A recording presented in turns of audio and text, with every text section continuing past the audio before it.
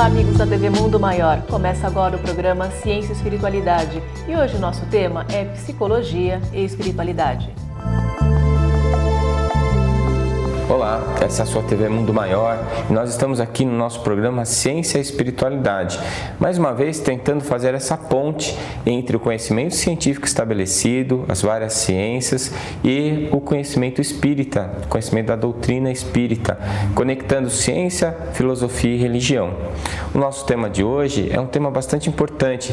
Nós vamos falar sobre psicologia e espiritualidade com a psicóloga Suzy Cristina. Ela é espírita e é psicóloga e na sua vivência clínica tem a oportunidade de perceber, de sentir essa interface entre a ciência que ela aprendeu na faculdade, o conhecimento do intelecto e a espiritualidade. Eu acredito que todas as áreas da ciência que vão no sentido de entender como funciona a alma humana, de entender as nossas emoções, a repercussão dessas emoções nas nossas vidas, elas são terapêuticas que estão mais próximas da causa, porque estão mais próximas da alma, da origem, do princípio inteligente individualizado, que é aquele que nos comanda, que nos determina. Então, é fundamental que nós possamos entender o que é a psicologia, onde ela pode interferir a nosso favor e como nós podemos fazer essa ponte com a espiritualidade. Vamos ouvir então a entrevista que a Giovana fez com a psicóloga Suzy Cristina. Para falar sobre esse tema, estou com a psicóloga Suzy Cristina. Suzy, obrigada por estar aqui no Ciência e Espiritualidade, falando um pouquinho mais dessa relação entre a psicologia e a espiritualidade. Bom, você, quando já começou a fazer psicologia, você já tinha a ideia de inserir a espiritualidade na sua prática?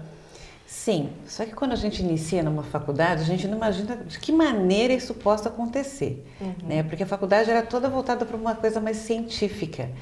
E a doutrina espírita até então, que nasci dentro da doutrina espírita, era muito da questão religiosidade. A gente não fala hoje muito de ciência espírita e da filosofia espírita, ela sempre foi muito mais abordada como religião espírita.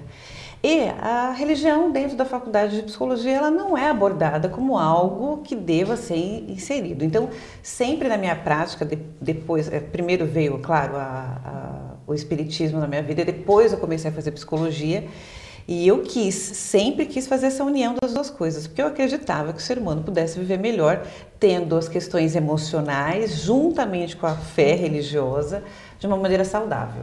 Certo. É mesmo porque muitos psicólogos tentam, a cuidar apenas do lado emocional, psicológico, ponto, né? Mas realmente, hoje, a gente pode dizer que desse milênio para cá estão abrindo os olhos, para o ponto, espiritual, certo? Para falar a verdade, acho que é até difícil hoje eu conseguir pensar num ser humano factual, ou seja, que tenha só um fato, que seja só uma abordagem. É claro que acho que a própria psicologia, tanto aqui no Brasil como fora, ela vem ampliando o seu estudo e sabendo da importância da espiritualidade na vida do indivíduo, na vida da pessoa. Claro que ainda existem muitos psicoterapeutas que, quando seguem uma determinada linha, a gente brinca, costuma dizer, bom, se eu só tenho martelo, tudo que vier vai ser prego, né? Então, diante disso, alguns psicoterapeutas, não equivocados, são especialistas numa determinada área e seguem aquela determinada linha, o que não é errado. Agora, no meu caso, pessoalmente, juntamente com vários outros colegas, a gente quer ter um sistema mais amplo, né? Uma abordagem mais ampla. Bom, você mencionou, no seu período de formação, você já tinha o conhecimento espírita, só que no lado acadêmico, no lado universitário, ele não aborda tanto o fator da ciência contar também com um componente espiritual. O que falta, para as faculdades, principalmente de psicologia, que lida tanto com o ser humano, abrir os olhos para o ponto espiritual, para o aspecto espiritual do ser humano? Eu diria que é a questão da mente aberta, né?